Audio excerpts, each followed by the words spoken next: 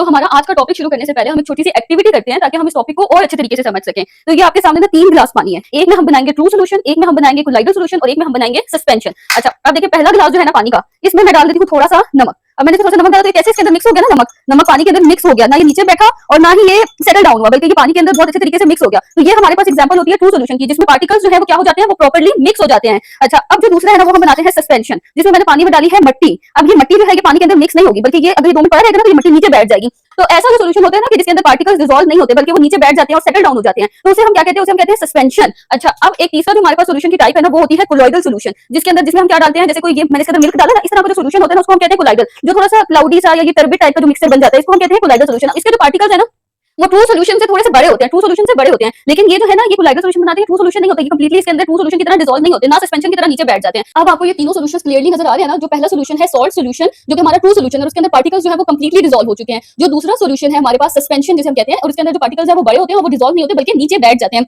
और जो तीसरा कोलॉइडल सॉल्यूशन है ये थोड़ा सा क्लाउडी सा मिल्की सा होता है, इसके पार्टिकल्स ट्रू सॉल्यूशन से बड़े होते हैं लेकिन ये सस्पेंशन की तरह नीचे बैठते नहीं है। अब हम इन तीनों सॉल्यूशंस को फिल्टर करके देखते हैं कि किसके पार्टिकल्स फिल्टर हो जाते हैं और किसके पार्टिकल्स नहीं होते फिल्टर से पास। अब ये सबसे पहला हमारा जो है ट्रू सॉल्यूशन जो कि सॉल्ट सॉल्यूशन था उसको फिल्टर करते हैं। तो देखिए इसके सारे पार्टिकल्स पास हो गए ना, कोई भी पार्टिकल हमारे पास पीछे नहीं बचा, तो ये ट्रू सॉल्यूशन होता है जिसके सारे पार्टिकल्स जो है वो पास हो जाते हैं। उसके बाद ये हमारे पास है कोलॉइडल सॉल्यूशन, जो कि मिल्की सा और टर्बिड सा सॉल्यूशन है, लेकिन इसके जो पार्टिकल्स है वो भी फिल्टर में से पास हो जाते हैं क्योंकि इसके पार्टिकल्स सस्पेंशन की तरह सेटल डाउन नहीं होते, लेकिन ये पार्टिकल्स जो है वो ट्रू सॉल्यूशन से बड़े होते हैं। अब जो हमारा तीसरा सॉल्यूशन है सस्पेंशन, उसको हम पास करके देखते हैं कि उसके पार्टिकल्स फिल्टर में से पास होते हैं या नहीं होते।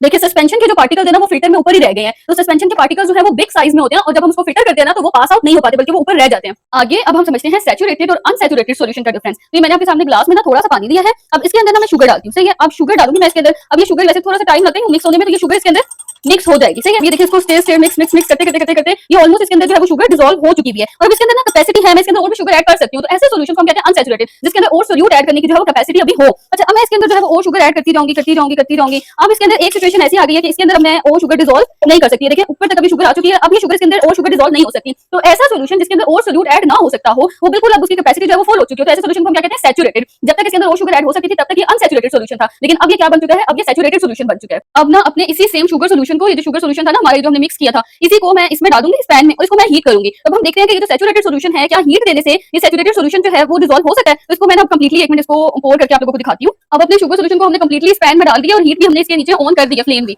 अब देखिए ये मिक्स होना शुरू हो गया, मिक्स होना शुरू हो गया। अब हम इसको मिक्स करेंगे ना, पहले से मिक्स नहीं हो रही थी ना, अब अगर हम इसको मिक्स करेंगे ना तो ये कंप्लीटली इसके अंदर मिक्स हो जाएगी। तो ये हमारे पास इफेक्ट होता है किस चीज का, टेम्परेचर का या हीट का सॉल्युबिलिटी पे। यानी जब भी हम सैचुरेटेड सॉल्यूशन को हीट देते हैं ना तो वो डिसॉल्व हो जाते हैं उसके अंदर सॉल्यूट, पहले डिसॉल्व नहीं हो रहे होते वो हीट देने से इसके अंदर डिसॉल्व हो जाते हैं। और जब हीट देने के बाद भी अक्सर ऐसी सिचुएशन आ जाती है कि हीट देने से भी अब और डिसॉल्व नहीं होता, तो तब वो सुपर सैचुरेटेड सॉल्यूशन बन जाते हैं।